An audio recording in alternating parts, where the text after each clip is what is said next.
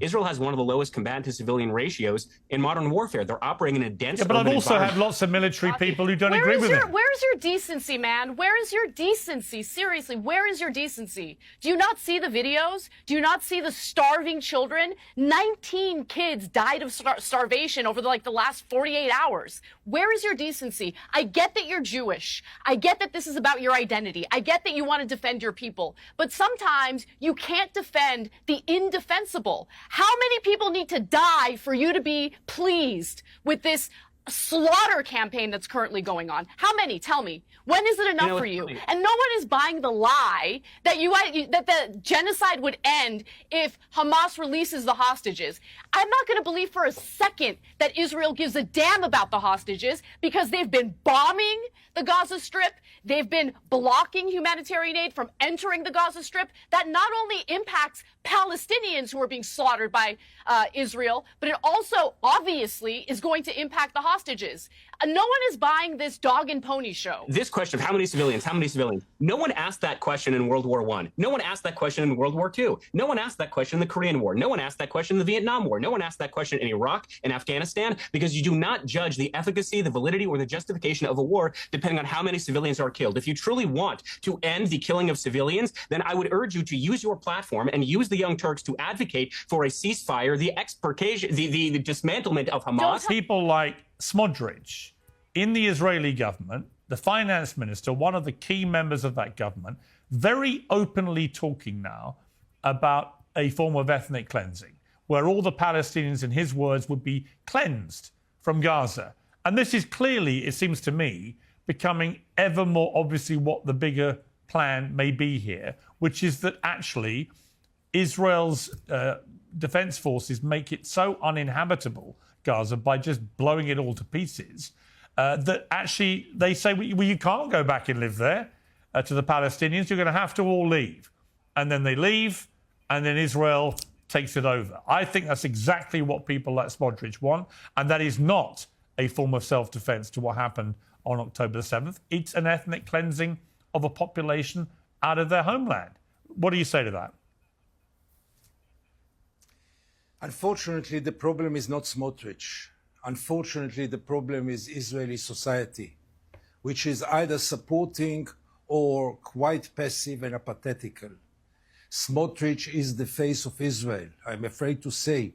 He says loudly and in a very vulgar way things that you can understand for many, many other Israelis, maybe the majority, who sits at home, who doesn't watch anything of what's going on in Gaza, who has no interest in what's going on in Gaza, and sits, and then comes someone like our friend in the team now, who is even proud in it. Can you believe that a Jew, a human being, an American, can be proud of starvation, of mass murder, of genocide? I mean, this stage, really, here I remain speechless. I can understand if the Israeli propaganda tries to explain, to cover up, to spread lies, to talk about self-defense, to talk about killing Hamas, to talk about the fact that it's about Israel's security. But to be proud of what we are doing,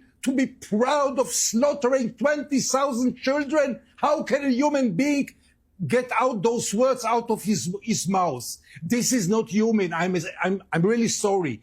Only the Nazis spoke like this. I repeat, only the Nazis were proud of mass killing and genocides. The IDF literally, for 3 months, starved the population in a blockade.